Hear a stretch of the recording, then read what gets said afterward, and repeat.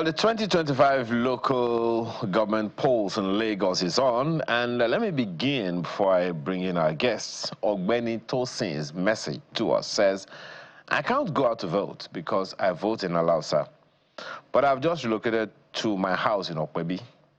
There are movement restrictions, and I'm worried about how to drive to my polling unit to cast my vote with police everywhere. A lot of people are in these same shoes.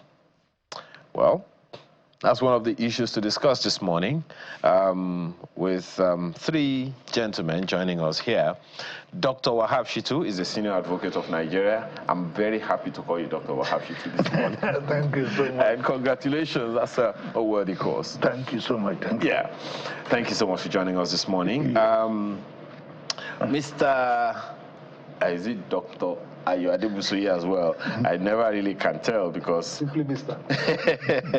He also joins us this morning. He is the chairman, Lagos Civil Society Participation for Development, LACSOP. Thank you for joining us this morning.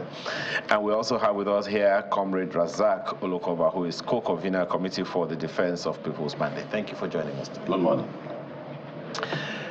But before we begin this conversation, gentlemen, there's a report from correspondent Titi Layo Abereo. Voting has fully commenced at St. Stephen Nursery and Primary School, Adenija Adele, Lagos Highland East. Within this premises, we have two different wards, Ward 006 and Ward 007.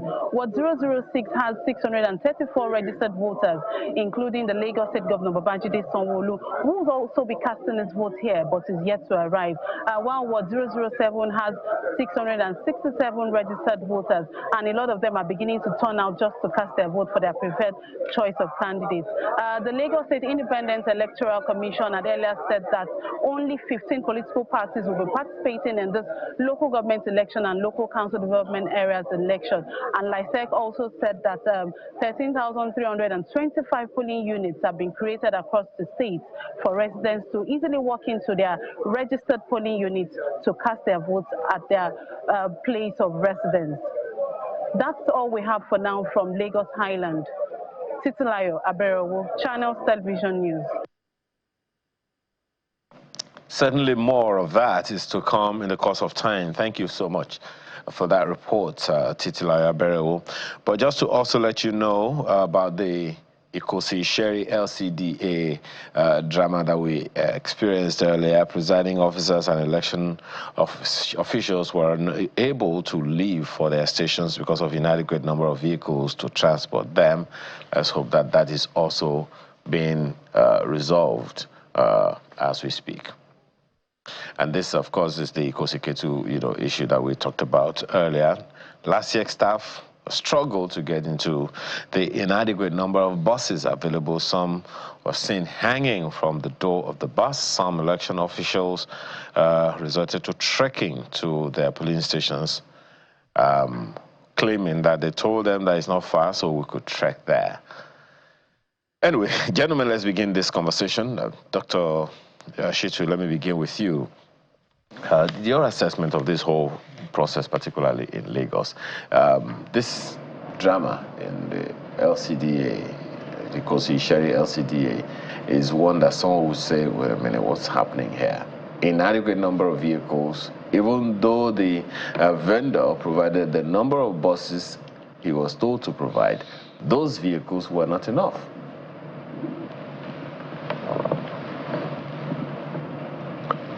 In terms of logistics, can you repeat the question? Clearly, of course, it's a logistic issue. It's a logistic issue. Well, it boils down to the quality of preparations and awareness for this very, very important election. In my view, the local government election is very, very critical and central to a democratic process, because the quality of those who are elected will determine the quality of healthcare, the quality of human capital development, the quality of rural development, and all kinds of developmental indices. So now, as such, there should be, enough preparations, not only from the level of those who are in charge of, conduct of the elections, but also by the people in terms of sensitization and political education. So I want to say that if we begin to witness these kind of hiccups,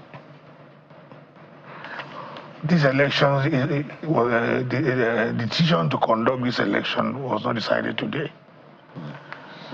There were enough time, to ensure and deliver on quality preparations, and then ensure that everything is put in place.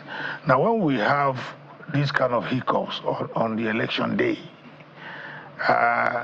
it exposes us as people who are not really prepared for the democratic process. And if we are not prepared, and then what kind of signals are we sending to the rest of the world? I think we should begin to take our electoral process very, very seriously.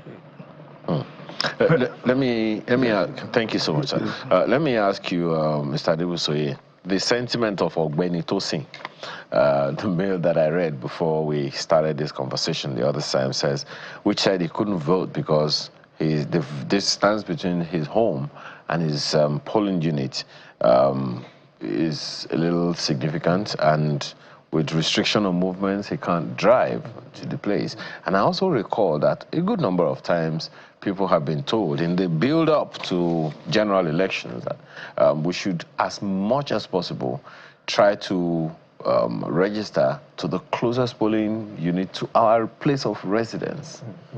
It's easier said than done, and I think especially in Lagos, where the reality of it is that during the times when you're doing the registration process, most people are at work, so a lot of times that's where you just go and do the registration, and because by the time you get back home, it's already in the evening, so I think it's one of those things where the whole electoral process, not just at the local government, even the federal, the same thing, especially in cities like Lagos, especially where persons are living very far away. In fact, some people may even be living in Ogun State, some are living somewhere else. And then when you now shut everything down and nobody can move, which is an aberration. Somehow we have to outgrow this thing of shutting everything down because we're doing elections. Even getting here to the studio, we had to pass through so many challenges to get here. So I think it's one of those things that both at the federal and state and local government elections, that has to be looked into. The fact that your card, you should be able to use it. Once you have your card, you should be able to. It should be easily transferable. But this issue of closing down, the whole state is the challenge, because then how do you move out? You can't even move as long as it's not within walking distance. You can't move. Well, we'll come to that, because it perhaps borders on the issues that people have had with politicians over time. Comrade, you might want to speak to that in the light of this message from Olani Ogudipe, who says, "My brothers, the autonomy granted local governments by Supreme Court, has it been implemented? If not, who's making sure the government is being implemented? I decided never to vote in this country again because I can't be suffering to cast a vote for someone who will never make any impact in my life, but rather make significant change in his life to become a rich man while I remain a struggling poor guy. Tell me one thing Nigerians are benefiting as a citizen of this country. They always say, think of what you can do for your country. Is it a sacrilege for the country to also make life of her citizens better?" And this is where the catch is. With our present set of politicians, I will never waste time to go and vote to make a poor politician become a rich politician overnight with my votes. There are so many things that Ian said summarized there, and we'll try to explain it in summary too. About voting, you are not hurting any political class if you didn't vote. And you are not making the life of anybody better if you vote. You see, it's an umbilical cord. What brings good governance is good democracy. And what brings good democracy is the quality of political parties. If the political parties are not in order, your democracy will not be healthy, and there can't be good governance. So if it's thinking in the direction of someone who have access to state fund only, That means the whole concept of election, we are getting it wrong in Nigeria. For the autonomy, I said before the program that local government is a component part of the state. Autonomy is an aberration, and we are going to come back to it too. Mr. President was part of us when we were advocating for devolution of power. So we didn't know where this one is coming from. Are you saying that you have assigned 774 local government to the portfolio of Mr. President, when we are all even saying that you should devolve power on security, on power sector, on resource control? So we have learned lessons over the time. For 36 years of my life, I've been doing this advocacy since 1989. We have adopted a model now that if you want to make a mistake as a country, okay, let's make it. But we'll come back to this after 10 years to say that we were wrong. Well, it's not good to be experimenting with our life. The rest of the world have gone. We know. They say the earth is too contaminated. Maybe they are moving to the space. So we are still battling with the issue of structure of a country. And the structure of a country is determined not by your own opinion or by mine. Read carefully our forefathers.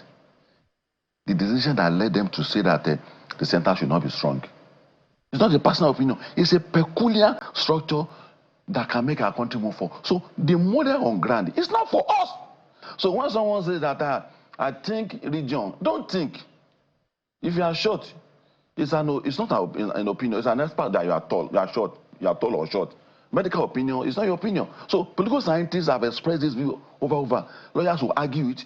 Accountants will argue it. Economists will argue it. You say, no, you can't be arguing what is a peculiarity. It's a United Kingdom. A nation that is a United Kingdom like Britain don't operate a system where instruction is given only by one man, which is the case with us here in Nigeria. In what way? The power is concentrated. How? On security, the box thought on the table of Mr. President. It decides everything. Appointment of commissioners. In the 70s, states should be assigned responsibilities. Second. Mr. Olokoba, yes, Honorable Comrade, in the 70s, did we have state police? And that's where you didn't notice the crack you've been witnessing. You didn't notice it. From the 70s. Did we have? In the 70s, yes. There's a crack coming towards the direction of insecurity. Since the 70s. In fact, immediately with dismantling, the local governments were very, very active. They were active, but were deficiencies. The deficiencies were showing gradually.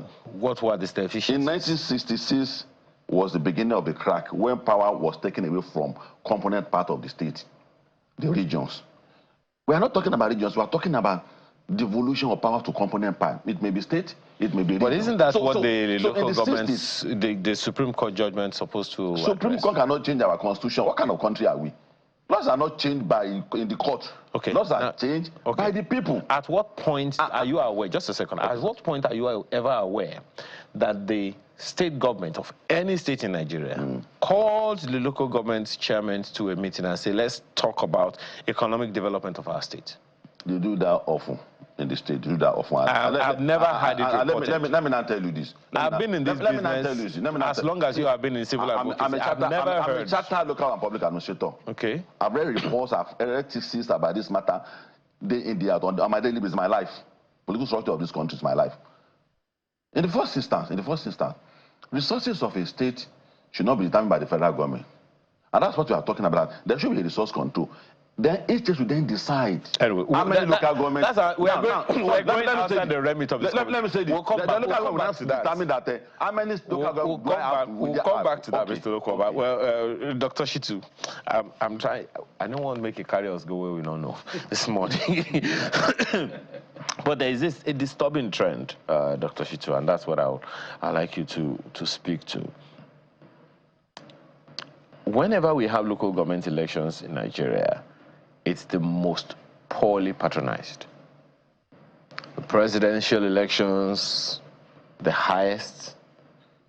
State government elections come second in terms of patronage of the people, and local government elections poorest.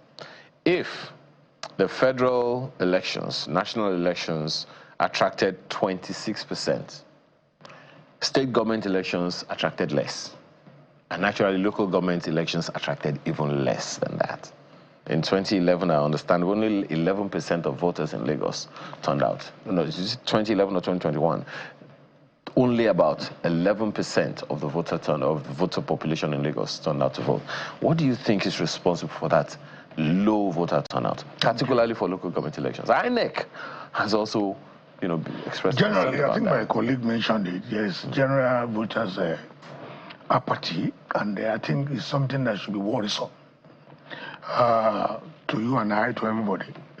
The local government system, I beg to just disagree with my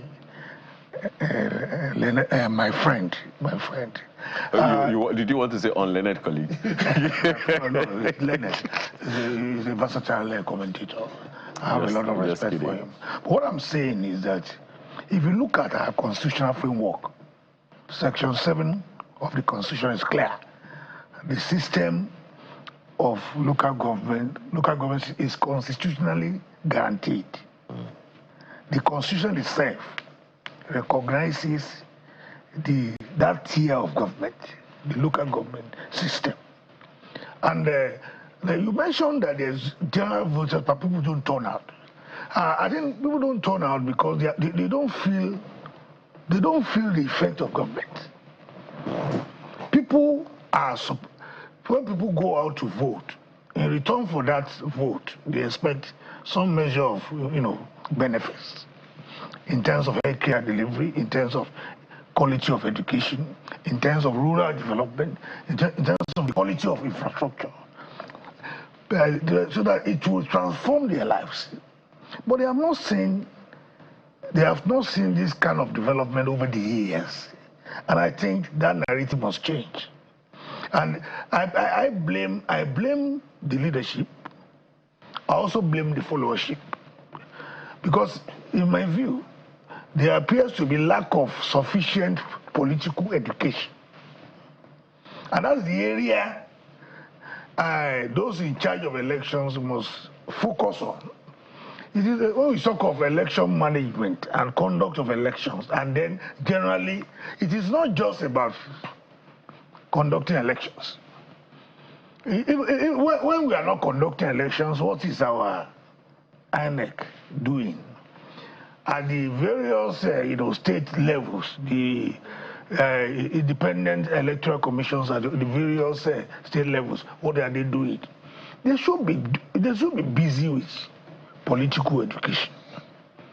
They should be busy with about sensitization of the populace to recognize that as a voter, the strength you have lies in your voter's card. That is the power you have to vote for people that you can trust to deliver democracy dividends to you. So when you decide to abandon voting, you are doing a lot of disservice to yourself. Then you have to contend with whoever is elected as a representative because you decide to sit down look. People must be encouraged to come out, to exercise their franchise, to vote for people of their choice. Because at the local government level, a lot is happening. Most of the development that we have is local. If you are talking of improved healthcare delivery system, it is in the local government. Healthcare delivery system, local government. If you are talking of rural development, you remember the late Obafemi Awolowo has 4 cardinal programs. And those four central to that is this rural development program. So if you want development at the level of your local government area, where most of us live, then you must come out to vote. There is no part of Nigeria that is not under a local government. Yes. Even the governor's office is under a local government. And let me just come to the local government autonomy that we're talking about. Because even by the Constitution, the funds belonging to local government are supposed to be assessed by local government directly. So what do we have before this latest Supreme Court judgment? And I think the Supreme Court ought to be commended for giving effect to the clear provisions of the Constitution. If you don't want the local government structure to be entrenched in the Constitution, then you amend the Constitution. And remove it. And remove it. It's there already. As part of every country is entitled to design the kind of constitutional framework that will be suitable for its peculiarities. You understand me? So we have said funds belonging to local ought to be assessed by local government councils. But what do we see before happening? These funds are paid to the state governments. And then most of those who are elected at various local governments are cronies of state governments. So what happens is that they ask you, come and sign for 50 billion. And you sign for 50 million, whereas what comes to you at the end of the day is even less than 5 million. And then, meanwhile, you are entitled to 5 billion. Yeah, 5 billion. So really, the people are sustained. Okay. But right now, with funds coming to the local government directly, you and I can monitor the process. You can then hold even the local government chairman accountable if they embezzle these funds. But the challenge is, Dr. Shitu, before I go, just a second. I know you want to disagree with me. Over the past 1 year, yes, this that you're talking about is not the reality people are expecting. That was the first conversation we had on the program this morning. Yeah. The local government, the autonomy issue, excuse me, is still being applied in breach of the constitution, of the ruling of the Supreme Court. The fault cannot be placed at the doorstep of the judiciary. The judiciary has done its job. The Supreme Court justices have, made profound pronouncement that pay. You don't expect the Supreme Court justices or the judiciary to come and enforce. So who should be enforcing? You're a senior advocate. It's the executives who enforce. Executive being... True is much. You know, they are clear. We have 3 tiers of government. The lawmaking body is the legislature. And the body to interpret the our laws is the judiciary.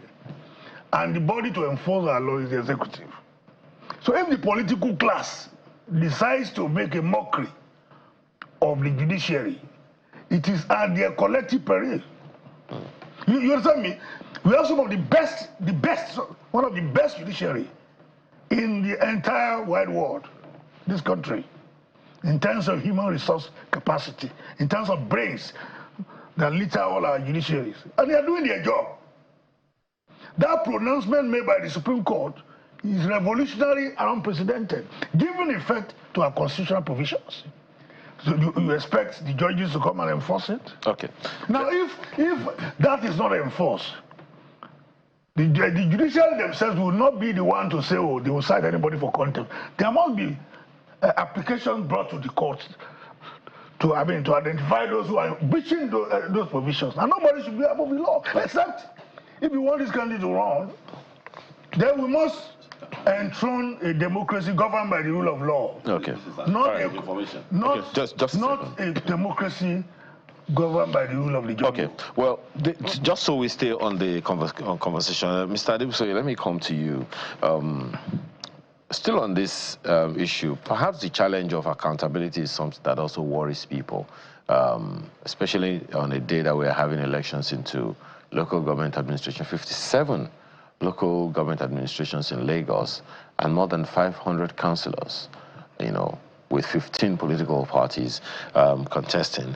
Over the past 1 year, from the Federation account, about 4.5 trillion naira has gone to local governments alone.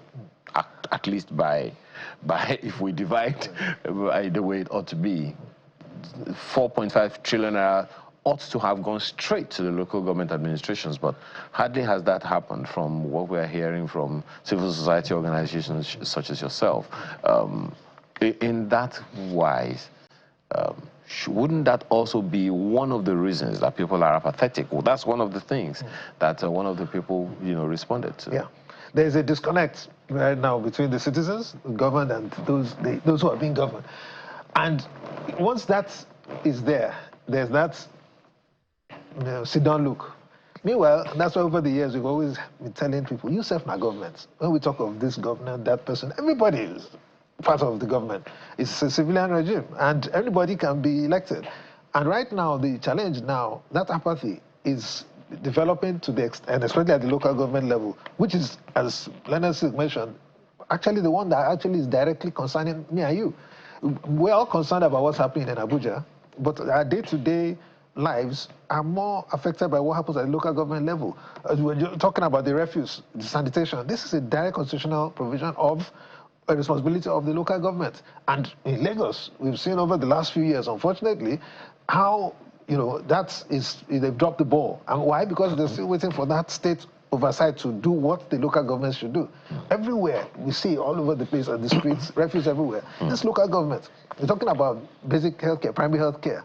That's local government. But perhaps, my apologies, Mr. Dusek, perhaps one of the challenges here is the Nigerian, most of them, I still go back to refer to that mail. I forgot, his name right now. I'll go back to look at it. It says, look, I'm not even sure who I'm going to vote for. Good. And so it also begs the question of the selection of the people to vote for, because if you are CEO and I have to employ someone to supervise me as a CEO, because that's essentially what it is. Yeah. The local councillor, the councillor in my area, is like, well, even though he's supposed to be my employee, in a way, he's my boss, because he will make some policy somewhere that will affect my business and all of that. So doesn't it also beg the question of the quality of people that are fielded by the political parties? I think that's what Dr. Shitu is speaking to, that the kind of people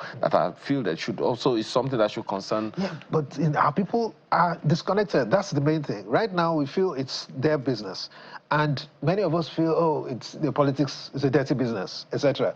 Meanwhile, like you said, that affects our day-to-day lives. And we have a situation where, unfortunately, the political class have even made it more interesting, because they make you feel that your votes don't count. When we have a situation where there's no internal party democracy across the board, and so even for people to even enter, normally, it's a whole process which most people are not even ready to. We have so many qualified persons in Nigeria, in Lagos, who could manage things properly. But we have this scenario, this system we've inherited, where it's like cabalistic, to use that, a cabal within certain parties, and it's not just the ruling party, even the opposition are not free from the same challenges we face, and we see it everywhere. So it's a mindset, and unfortunately, again, because of that disconnect from 1966, where military came in, we have not had that culture, the tradition of having strong political parties, like you see South Africa, the ANC, that has been there 100 years plus. So, I mean, a president cannot just do anything, the parties can control. Here, we don't have that. And so, because of that lack of internal party democracy, many things that should not happen are happening. And everybody now just looks back, because we feel whatever we the electorate, it doesn't really matter. And that apathy must stop. Education is key, political education. NOA, National Orientation Agency, they are in 774 local governments. This is what they should be doing, in collaboration with INEC and the state electoral officer. Of course, they say they don't have big budgets. This is where there has to be budget, because people don't really know what the local governments are doing. They don't know. And once they don't know, there's that disconnect and they all focus on Abuja, what Tinubu is doing. Okay. Comrade, my question to you is whether or not you think that the economic hardship on voters' decision to participate or disengage from the electoral process is significant. I think we have to talk more to the political parties and the people in the instance of apathy now. In my intro, I said the ingredient of good governance, central to it is the way we run our democracy. And the quality of your democracy is determined by how you run your political parties. People are central to all this, the government, democracy, and the political parties. We have over I don't want to use language that will appear as if I'm not on the side of the people. But we have over-pamper the role the people should be playing in all of this. In Lagos, it would be fair to say that the generalization that local government are not doing well, I think we should set Lagos aside on that in terms of performance. We've gone around. We've seen, it may not be all of them, we've seen that in Lagos there are performance by local government chairmen. There are some of them that did very well. In fact, there are institutions that I see today in Lagos that I thought it were federal structures, but I discovered that it was a state institution. So for voters' apathy, we need to change our style. The decline is all over the world, but we can't wait for the rest of the world to take certain initiatives before we start following them. But there must be tacit coercion and tacit inducement for people to come out to vote. But it's the issue of it's not perfect. No, sir. He talked about political education. And the reason I am referring to that is it's something that we have I discussed on this station almost every day. Almost every day. The issue so what do we need today? What do we need today to tell people to come out to vote? Other than the fact that the attitude of not realizing the fact that if our country is not better, it's a shared responsibility and a shared blame. People who vote, and the people that came out to vote, in fact, the people, the elite who don't vote are the people who are more critical about the administration. So it's time we start introducing some level of tacit inducement and tacit coercion. Coercion in the sense, so let me define it. Coercion in the sense that there are certain access to government things that there must be an evidence that you are part of the civic responsibility to bring this government to power, either opposition or part of the people that get the incumbent there. There should be that establishment by INEC. And we have discussed it with INEC that, see, the part that leads to election in this country resides with you. So to that extent, it is important to also focus on not only political parties, the government, but also the people. We need to engage the government institution in such a way that people will know that it has implications if I don't vote. Okay. People will know that there's an advantage if I don't vote. Then the judiciary, our institutions, we have to be fair to them. They operate under a very difficult condition. And we must learn to build a barricade around them. We must learn to prevent other layers of government from infecting them. The judiciary in this country is operating from a very, very difficult terrain.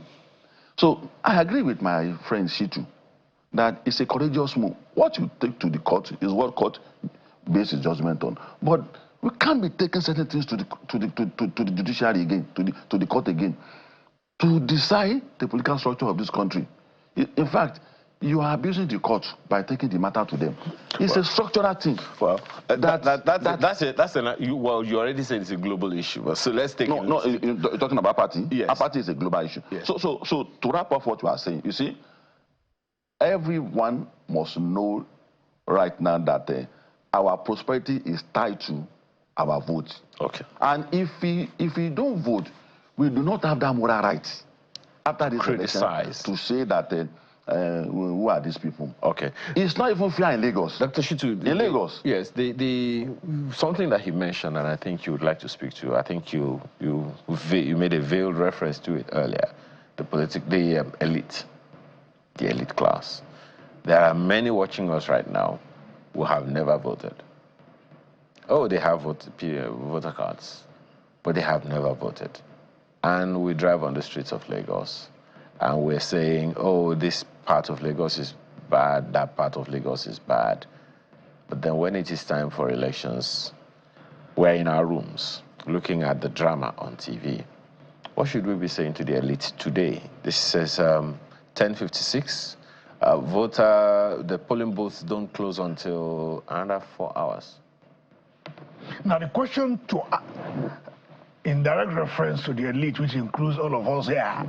I don't know about that. It includes all of us here. When you are talking of the elite, either in terms of political elite, in terms of economic elite, or social elite, You know, they are the privileged class class of the society who have access to education, who have access to resources, who are presumed to know. So if you know, then you must use the benefit of your knowledge to empower the society. For instance, if there is any group of people who should take the lead in terms of exercising their civic responsibility, it should be the elite. The elite have the resources, they have the knowledge, they have the awareness, and they should know that a country gets the leadership it deserves. You know, if you allow the terrain, like my friend mentioned, if you disengage yourself from the process, then you allow all kinds of charlatans to take over. And then when they don't take over, then you have nobody to blame other than yourselves. I think there must be attitudinal change in mindset. And then the elite must also be in the forefront of leading the crusade for political education, leading the crusade for sensitization, and using the benefits of their knowledge to empower the society. Because, for instance, if you say you don't want to take part in the process, and you are watching just the things go wrong, posterity will not exonerate us from blame. That's part of the political education. The elites have the benefit of education. What are they doing with it? They have the benefit of resources. What are they doing with it? They know things are going wrong. So, but I think to be able to encourage the elite, the system itself has to be designed. First of all, not to, because a lot of things is happening now that can discourage some people from coming out. One, the political process is heavily monetized. Heavily monetized. So if you must be very educated. You must have a lot of ideas to donate for to move the society forward. But if they say, oh, to pick even a nomination form to run for the presidency, 100 million. And that if you want to even say you want to be a governor in a state, they say the list you have is about 5 or 10 billion to put down. That is not how civilized societies are run. You don't monetize everything. Again, the issue of political thuggery and political violence. And then when you institutionalize violence, you know, this kill and go democracy that we operate, that your strength depends. A lot of people go around with talks, with because in the name of capturing political power. So we should rethink the process. Okay. So that the elites, some of them who are, some people are so gentlemen, distinguished gentlemen and women, they won't come out if what you are brandishing all over the place is AK-47. It's not democracy of AK-47 that will encourage Absolutely. the elite to come out. I think we need to rethink the entire process so that people can come out, because the future of this country depends on all of us. Absolutely. And we cannot afford to sit down look while our country is on a ground. Yeah. Well, we'll take a short break. When we return, it will be our closing moments. So stay with us.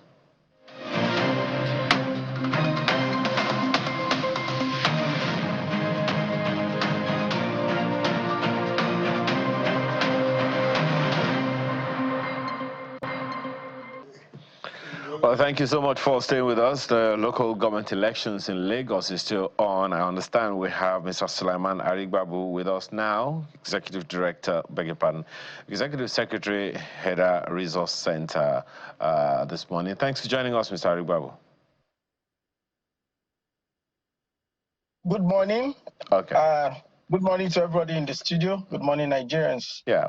Well, help us run quickly through your leadership approval rating and what it means, particularly in the light of the state independent electoral commissions that you speak to. One of the issues that has been raised here is even the process of selecting the leaders that will vie for the jobs. The almost 600, no, more than 600 jobs at the local council levels in Lagos.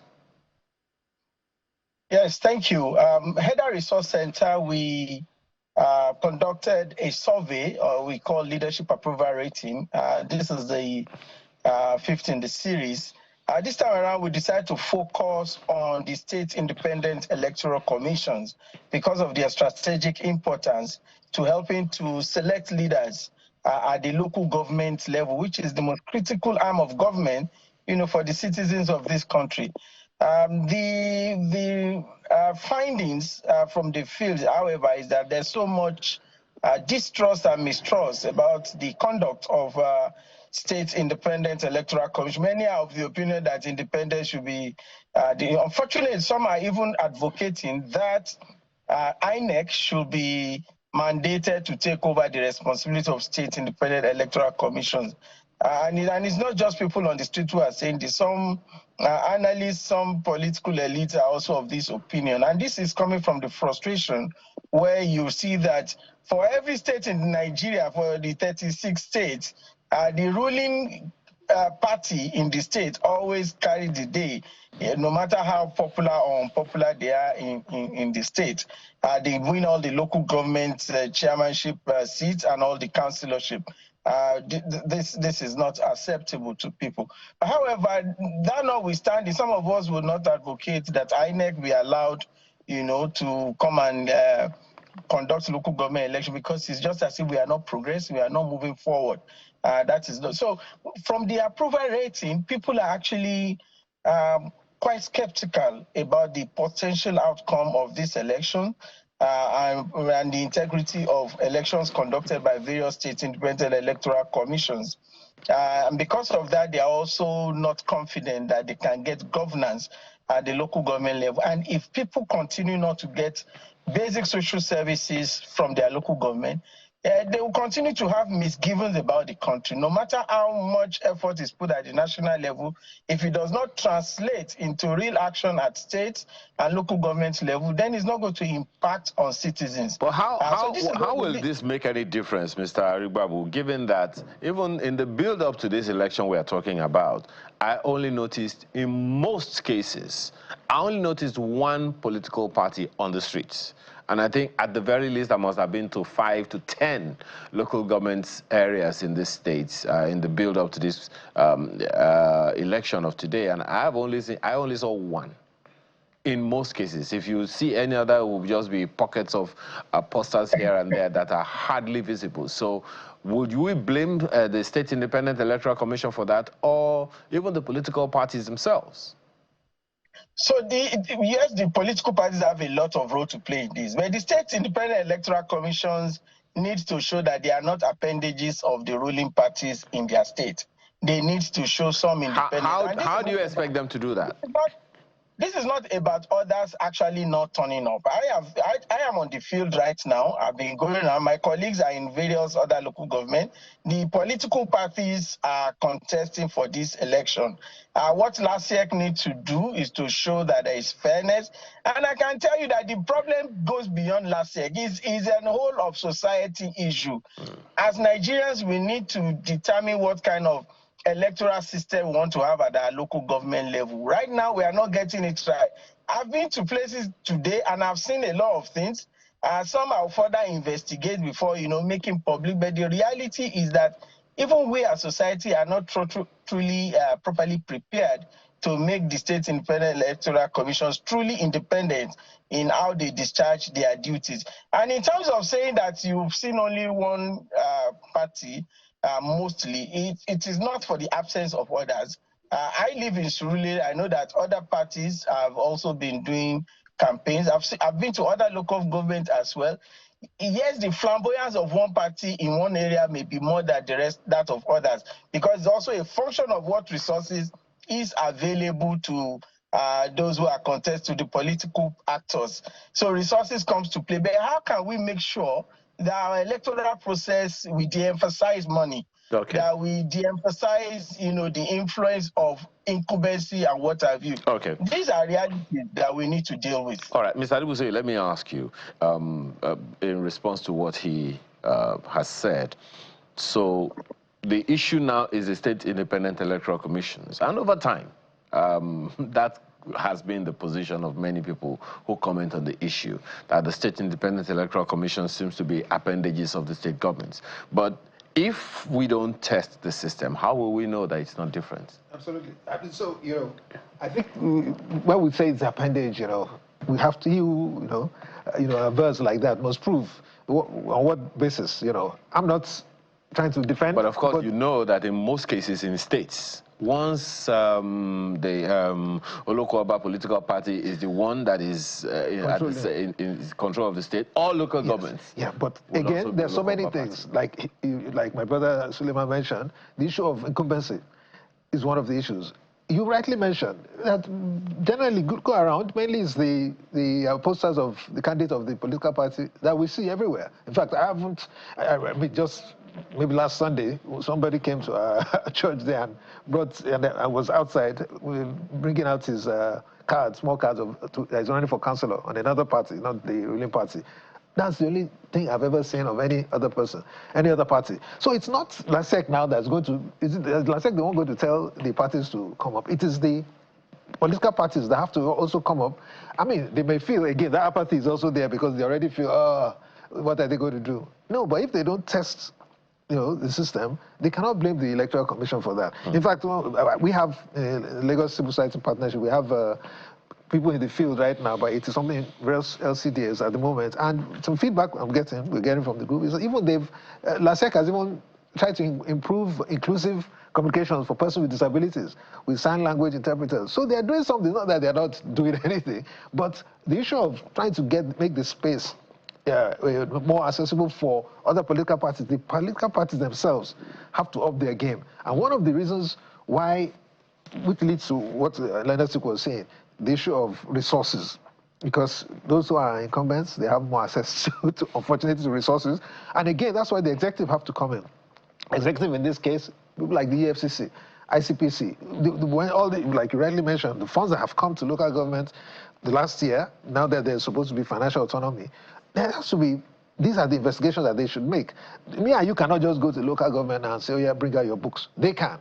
And I think these are some of the things that, how they can implement that accountability. Because when that happens, then people will know that there are actually checks and balances. Right now, people feel that whatever they do, they'll get away with it. And I must say, in conclusion, that the elite, even now, could still go out to vote. Because if their votes don't count, why would politicians be paying 1,000, 2,000? I heard some elections now, 5,000, 10,000. It shows our votes count. So there's still time to go out. Please go out and vote, because we cannot continue to complain and not do anything about it. This is one thing we can do. Comrade, you want to speak to what Mr. Rigov said? Yes, you see, the political parties are not run based on manifestos again. They still have a lot of tendency today. They can never become the tendency of Zik or Tafa Balewa, because the values they saw in AG, they hold it to today. The same thing till tomorrow that are towns in Yoruba land, they remain MPN.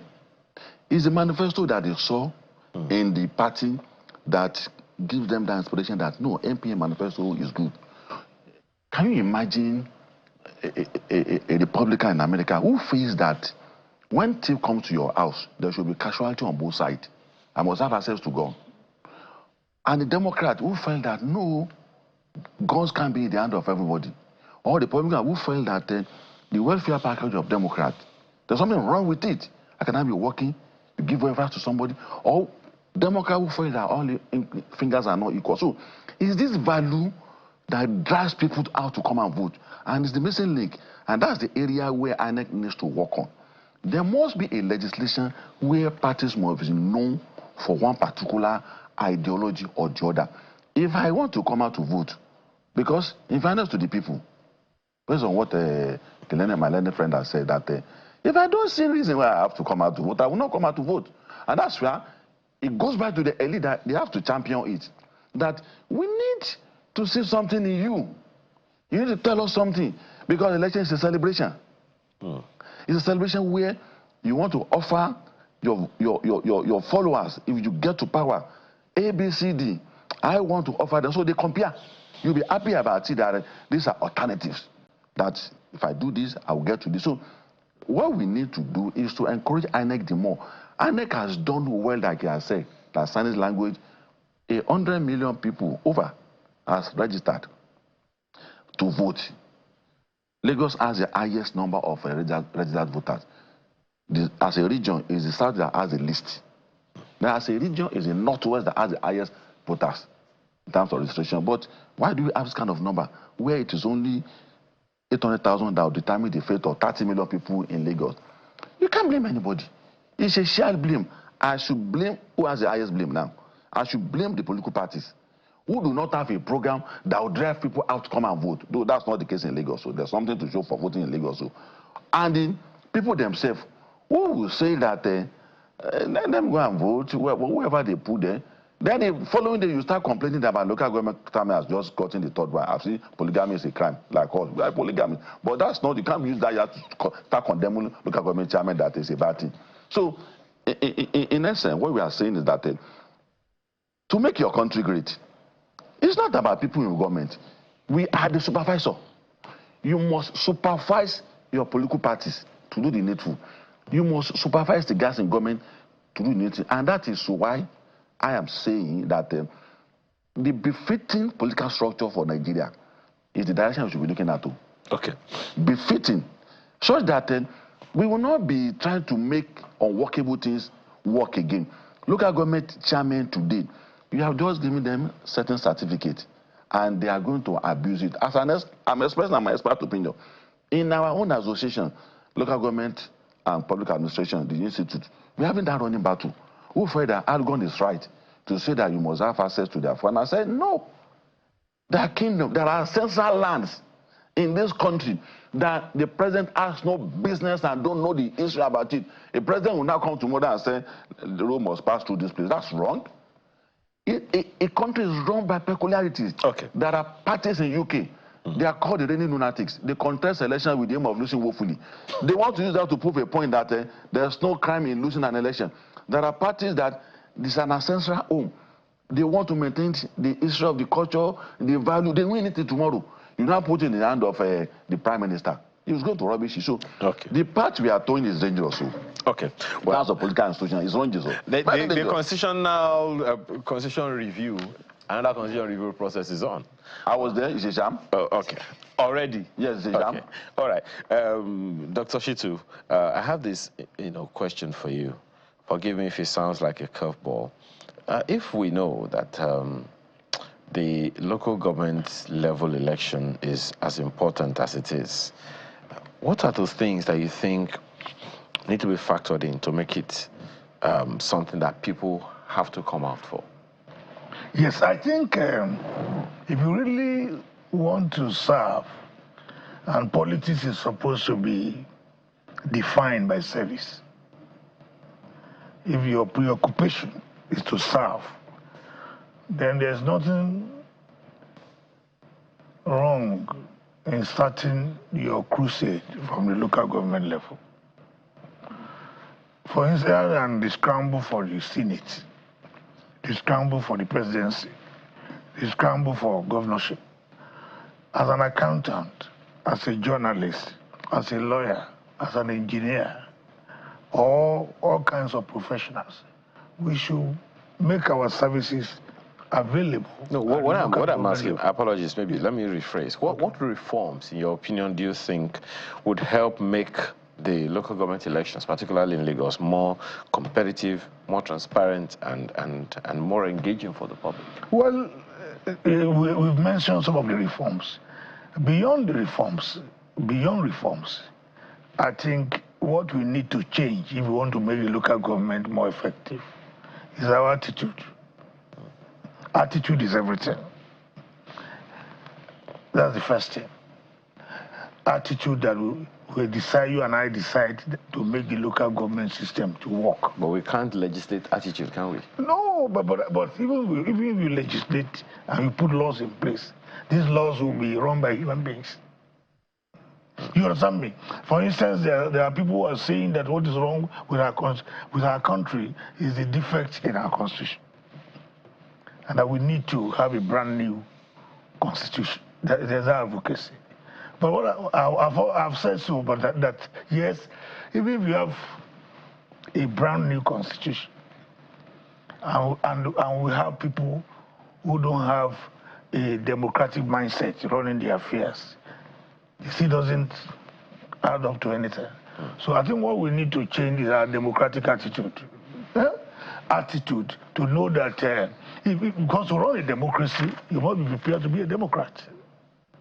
Now, what I'm saying generally is that in terms of structure, in terms of funding, and all other things that make up the local government system, we need. There are people who believe, and I share that view, that what is wrong is not how our local government system is presently constituted, but the mindset of our people. Everything. Who run this local government? The same thing Comrade said yes. the other time about the people. Yes. But I'll still stay with you. Mm-hmm. Now that we know that it's a people issue. Yes. And you said something the other time that every society gets the kind of governance it deserves. Yes. Because you're probably putting it as something for our attitude. What can be done today? I know that you have been advocating. I'm not sure if there is anyone watching us right now who has decided to get out and go and vote simply because they have heard you speak and made an appeal to the elites. But what do you think can be done as we speak to make things better? Any better? Well, if you want one word for it, political education, political education, political education. I think that is a missing link. For instance, political education. And then those who are in charge of leadership positions at the various levels must be accountable. Must be accountable. You don't take people's resources and then use it to build private empires. What people see, part of the reason why people are reluctant is that they are disenchanted with the process. But the process of governance at various levels, how people just suddenly become millionaires or billionaires overnight at the expense of the people. The resources of the people must be applied for the people. We are talking of the Commonwealth. Democracy is supposed to be government of the people, by the people, for the people. Again, the issue of accessibility. Our leaders only patronize the people when during the period of elections. They come out with all kinds of incentives to get the people's vote. Once they are elected, they are disenchanted from the people. Access of the people to them becomes like illusory. It should change. That should change. As leaders, they should know that they are primarily servants of the people. Servants of the people. You know what I'm talking about. If I want to see the governor of Lagos State, for instance, or if any citizen wants to see the governor of Lagos State, for instance, there should be a mechanism for easy access. Okay. But when you build around, government, too much bureaucracy, and the people cannot even access the leaders that they elect, then and then you see all kinds of opulence around government, whereas people are then called upon to make sacrifices. They see a disconnect. So I think government, those who are in government at various levels, must change the attitude. There must be a change in attitudinal chemistry. Do you think it could be a good idea, Dr. Shitu, to have a minimum political education level for anyone who wants to get into political office? For instance, NIPS, the National Institute for Policy and Strategic Studies.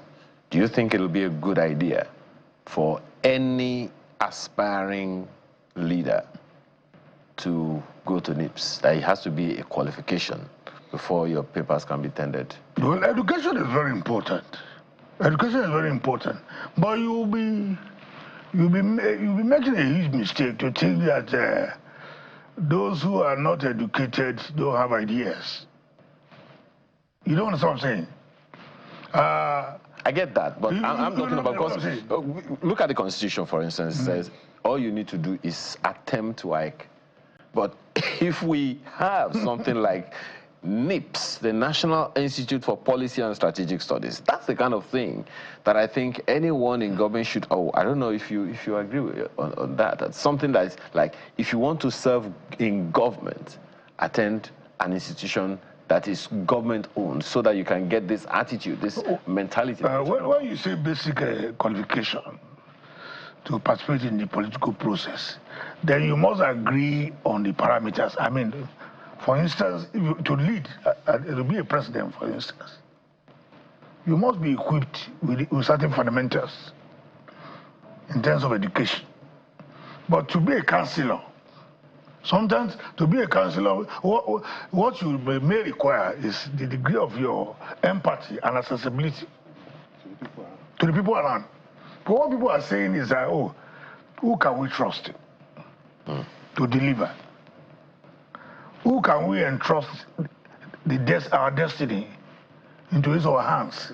At that level, local government, local district, it's a question of trust. But when you want to appoint somebody to go and represent Nigeria in the UK, for instance, you don't appoint somebody who doesn't have education.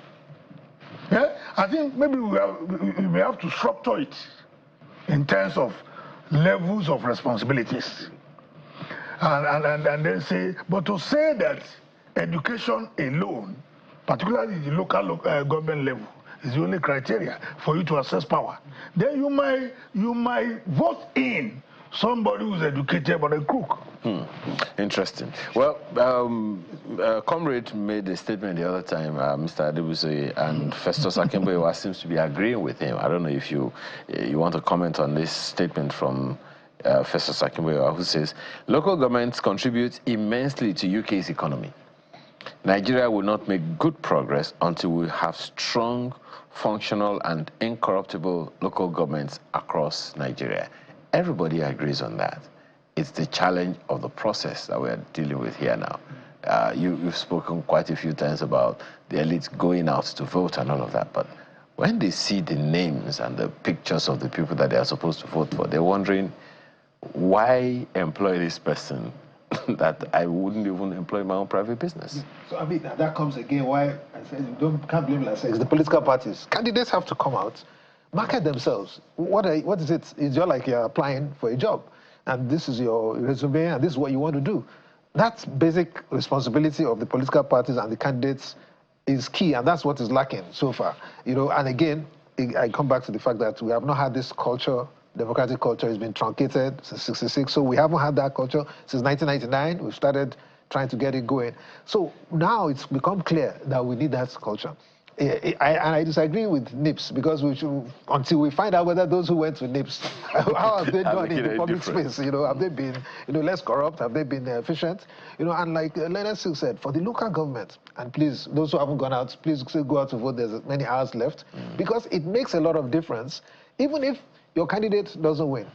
But it shows that it will also keep them on their toes when they know that, wow, so there are other persons who could have won. And because one part of the challenge we face now is that many of the political leaders, especially at local government level, they are beholden to political party leaders. So they're not really so, beholden to the electorate. It's their party leaders first.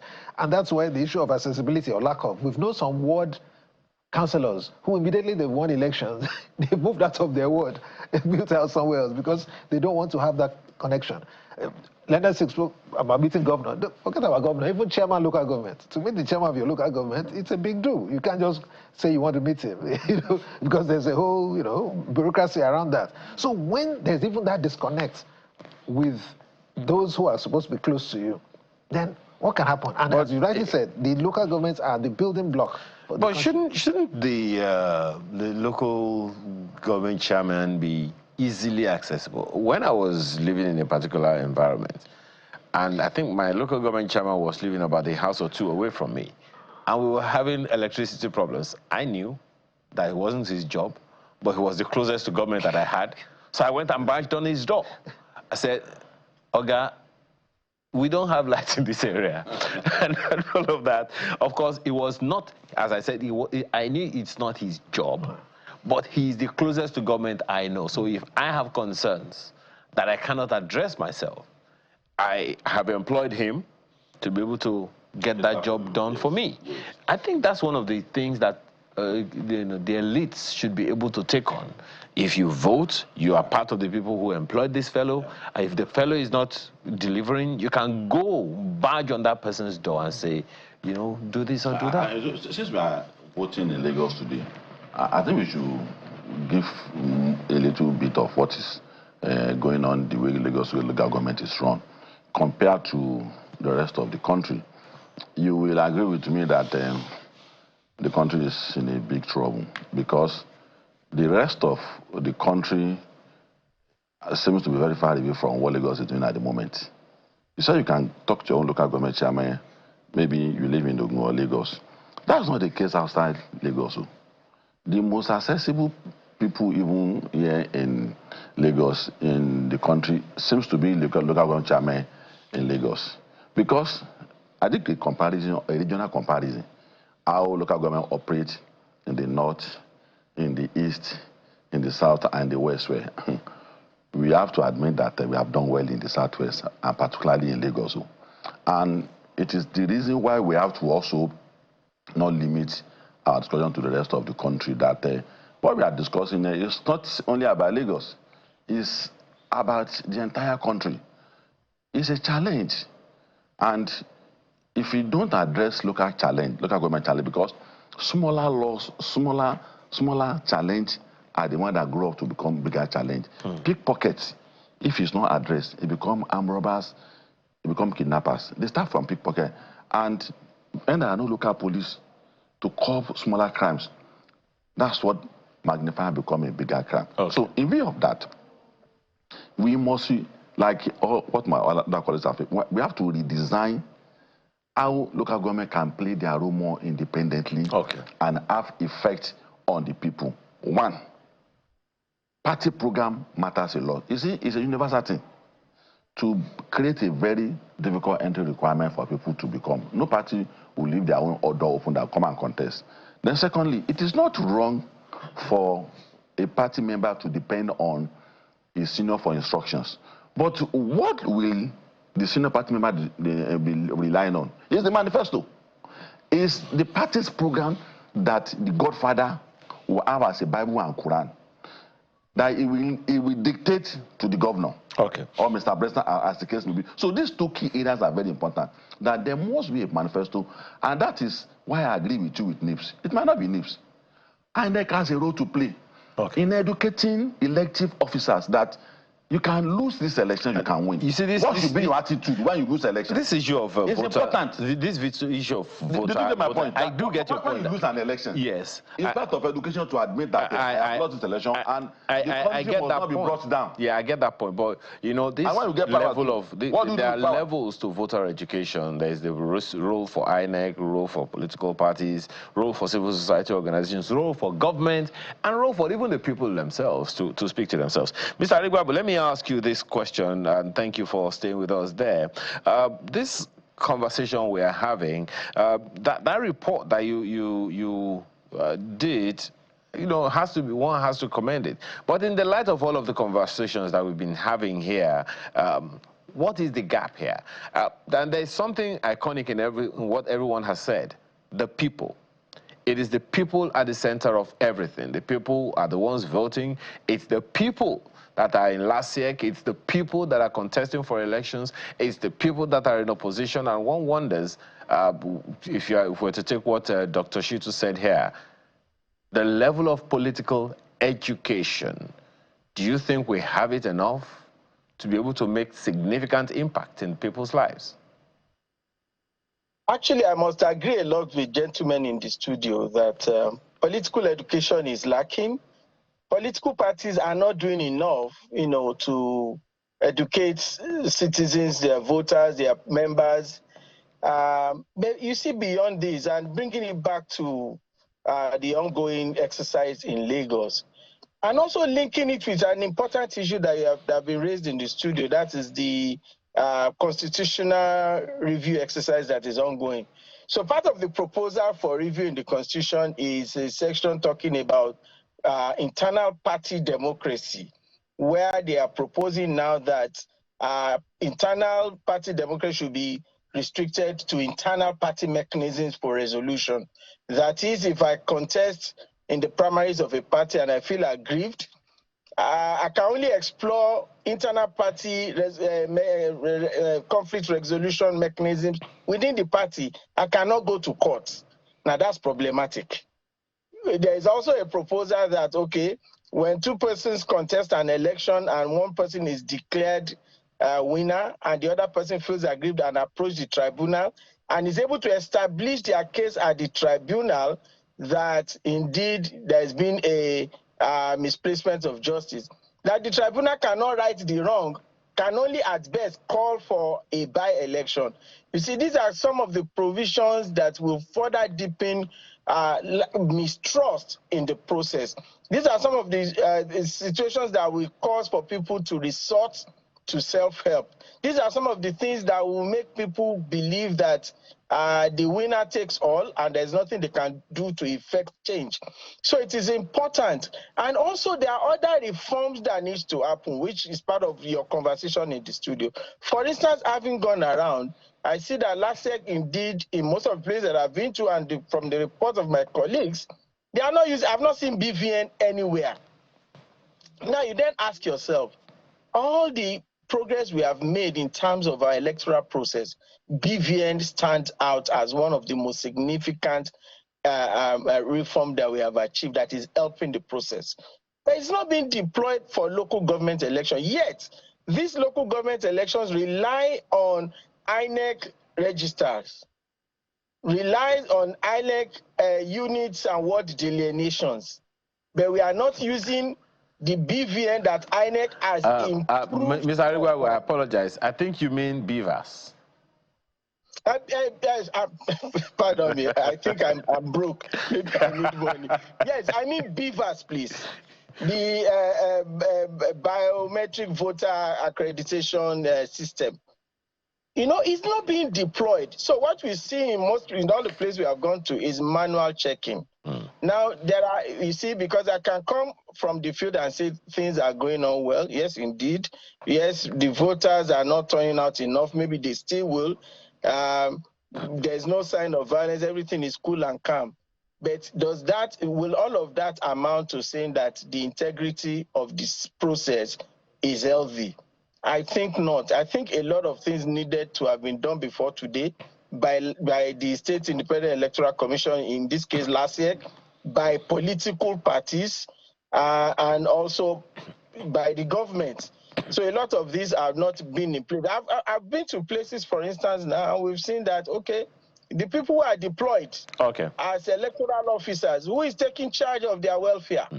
That's another issue altogether. Someone has said that now the weather has been clement, but I've gotten a report from maybe Eredu, for instance, that there has been rain this morning and that has disturbed the early starting up. So I'm looking at where I am now and I'm thinking, what if the rain starts now? Okay. Where are these people going to go to? All right, well, let's have some corroboration. My apologies, Mr. Rugbabu. Let's have some corroboration of that, or refutal of it, from our correspondent, Olu Phillips, who is already who's been on the fields all day. Olu, so any latest? I'm sure you've been around a few places since we spoke.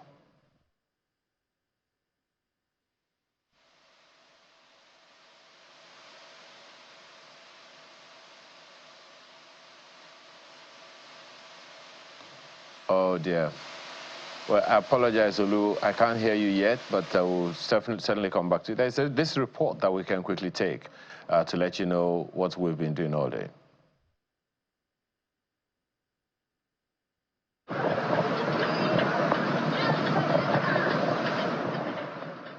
It's local government election day. Empty roads, closed shops and barricades in compliance to the Lagos State government's restriction order. Lagosians are out early to exercise their civic rights to vote in their choice candidates at their various polling units.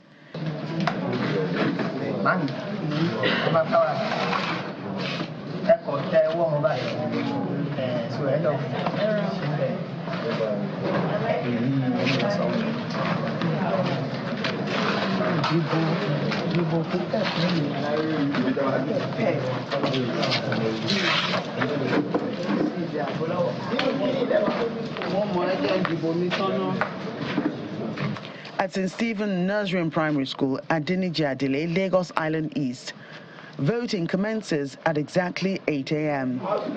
Within the premises are two polling units, Ward 006 with 634 registered voters and Ward 007 with 667 registered voters.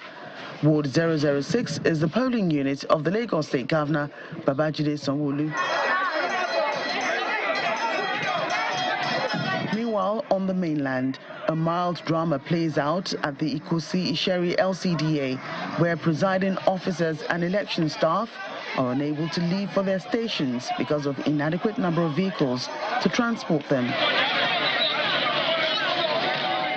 Some LASIEC staff are seen struggling to get onto a bus. A few hang from the door.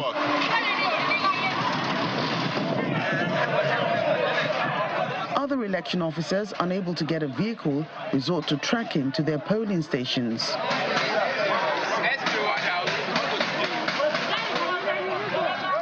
Meanwhile, voting is also ongoing at the Gbajabiamila polling unit in Surulere local government area. Well, we are normally, not because of the little crowd we have here, we are supposed to be on the queue.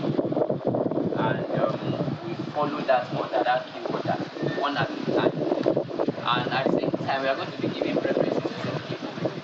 Before voters cast their ballot, LASIEC officials brief them on what's expected. As residents of Lagos State elect their new leadership at the local government level, entry into the state is at a standstill as security operatives barricade access routes, especially at the Berger axis.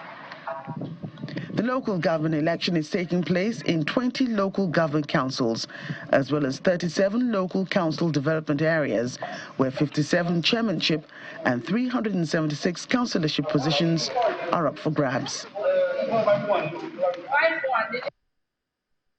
All right, so that's a summary of what's been going on all day. And Olu Phillips, I think we should be able to hear you well now. Give us an update. I know you've been around for a bit since we last spoke. Apologies, I couldn't hear you earlier. Go ahead now.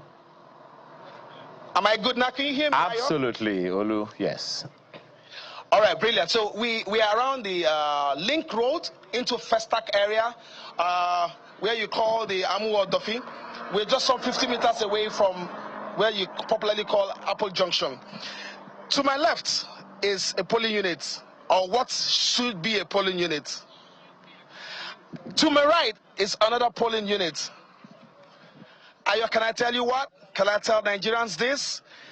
There are no LASIEC officials here up to this moment.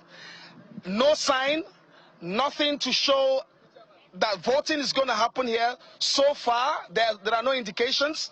And I've got a lot of people agitating here who wants to vote. Some party members, some ordinary Nigerians who just want to cast their civic responsibility by voting. They're not able to do that, and they won't let me go until they speak to my camera. So I'm going to just call one of them who has been agitating.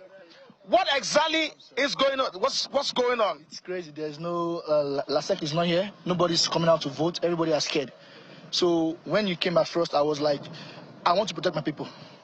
And I'm sorry for that, for just attacking you and all that. I'm sorry. So respect to you, respect to the crew. Brother, I'm sorry, likewise. So what I want to say is that I want people to come outside and vote. Protect their vote. That's why we are here. So there's no way they can come outside. LASIEC is not here. Why do you think voters are scared of coming out here? APC scared them. Voting suppression, they scared them. They scared them to hell. A lady came outside from this estate. She was like, why there's nobody here? This is that. She went inside back because of APC. Just hang on. Let me also talk to someone who's wearing a badge. This is okay. You're party supervisor.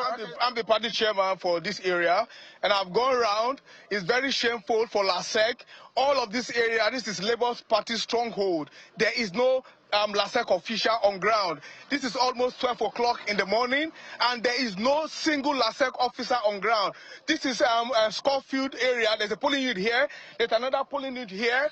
Those people standing, are they party members or who? No, those who want to vote? They are voters over there. They are all just all come over. Let's see your voters card. Can you just come? No, can you just come over, please? Let's just see your voters card. You want us to come to you? All right, we come to you. Let's go. Ayo, let's take the microphone to them. This is what we do. Let's go. Okay, you're a party agent. Is there any voter here who wants to vote? Oh, okay, brilliant. Come on, come along. Kilo Shale, team votes. What's the problem? Can you tell us? I mean,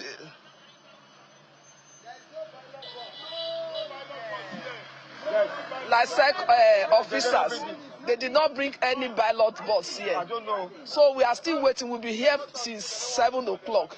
It's like we are not seeing any sign of them, and people are waiting to cast their votes, but they are not around. That's the man waving his voters. Can I see your voter card? Have you voted? What's the challenge? No, LASEC officers, nothing to vote. No ballot box. Single ballot box. Everywhere 7 o'clock. I'm PDP party agent. We are expecting the ballot box. Up to now, there's no ballot box. Definitely, there's no election here. Ayo, there isn't so much I can say. The pictures and the videos say it all. And if officials from LASEC, if you need to do an ad hoc quick arrangement to send your staff to this area, based on what we are seeing here, I think that's the most, that's the least that could be done, so that these people do not feel disenfranchised. Ayo, can you re-echo this for us, please? Well, definitely will happen, but if we're having this challenge at Amuodofin, Olu, I wonder what's happening in Ekpe, what's happening in Badagry right now. But thank you for your reporting. I know you'll give us more before in no distant future. But now, with this that you have said now, Olu, one wonders who we should be speaking to now. We actually maybe should even be speaking to the state governor. But hey, today he's just a voter himself. But we have a track of him at the polling booth. All right, thank you very much. I would just imagine.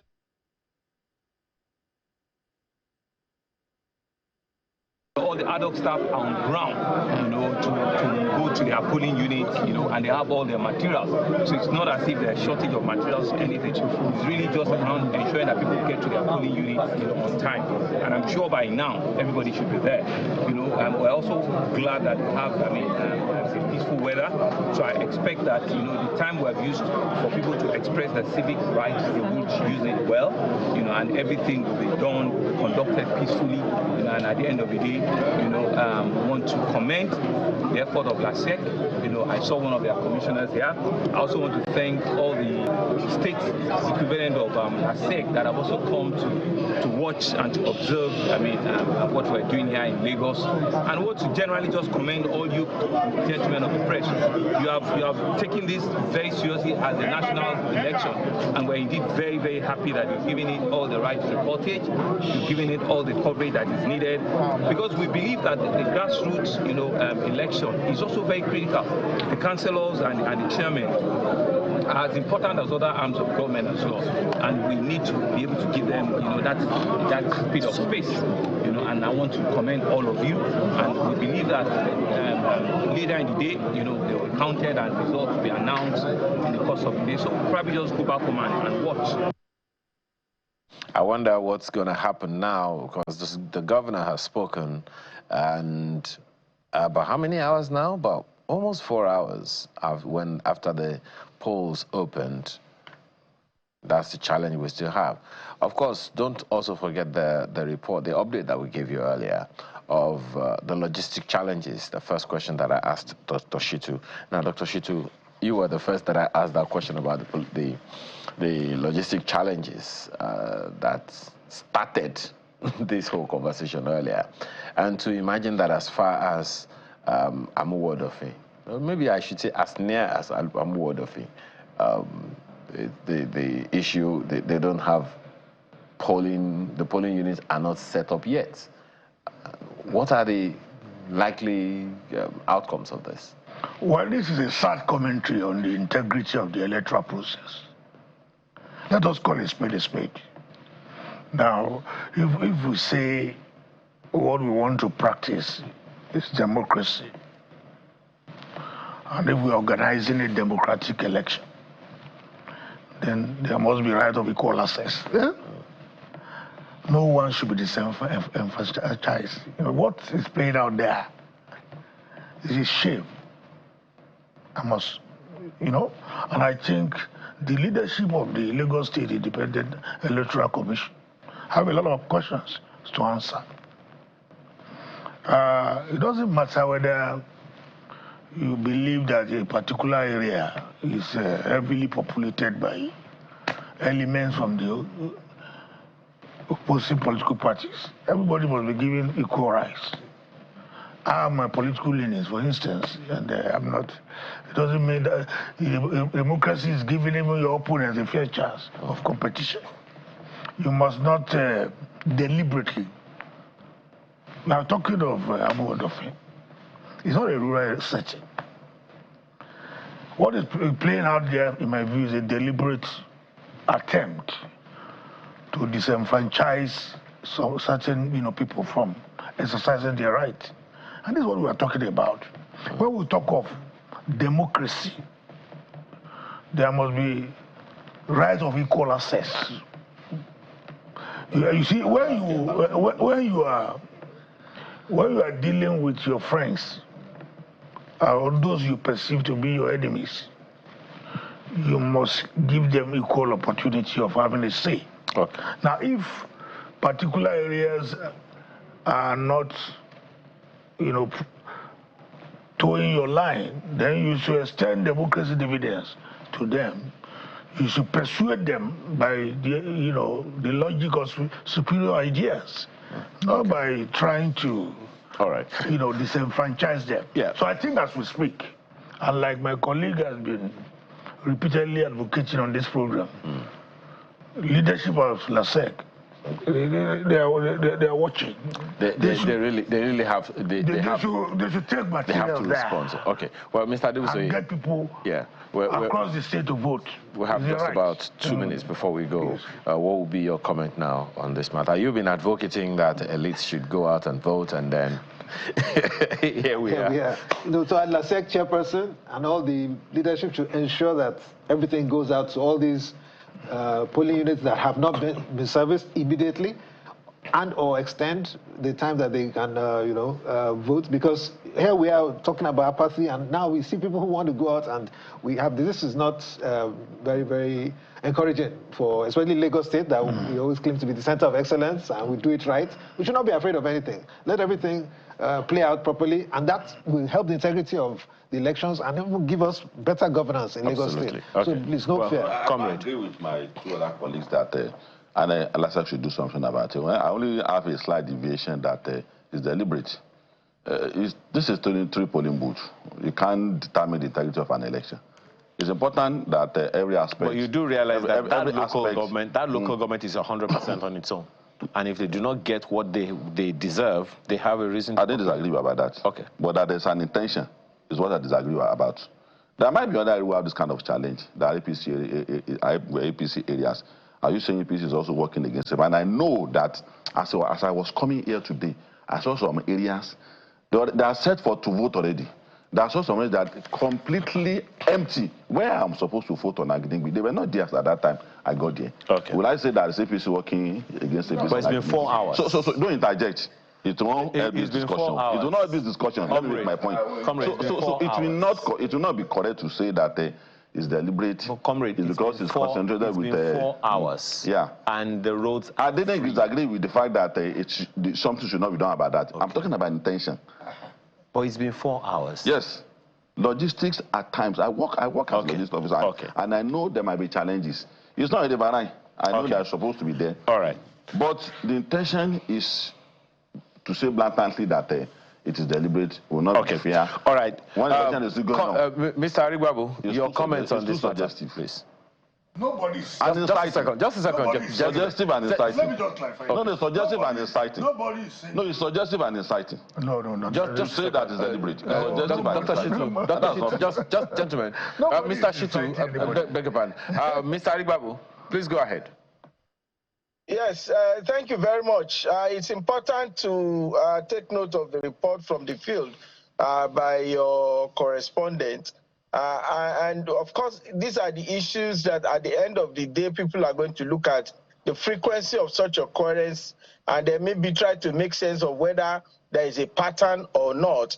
And of course, these are the things that will add up as ingredients to tell the quality of the integrity of this process. So I think that is important. And Channels is a very important platform. You can call out to the chairman of LASEC that they need to address such occurrence as has just been reported. Because if that is not done, you are going to have a situation where people are going to be building case to, discredit even where things have been done properly. Okay. So it's important that it's addressed. And these are the things that will determine whether people continue to trust the electoral process or not. It's unfortunate that such things should happen, but I think there's still time, to address it. And I hope that this is not it. Absolutely. Thank you so much, Mr. Sulaiman Arigbabu, Executive Secretary, Head Resource Center. We appreciate your time this morning on the program, as well as Comrade Razak Olukoba, co-convener, Committee for the Defense of People's Mandate. Thank you for your time. We also thank you, Mr. Ayo Adebusoye, who is the chairman, Lagos Civil Society Participation for Development, as well as Dr. Wahab Shitu, Senior Advocate of Nigeria. Thank you so much for your time and your thoughts this morning. Thank you so much for the privilege of being a part of your morning this beautiful Saturday.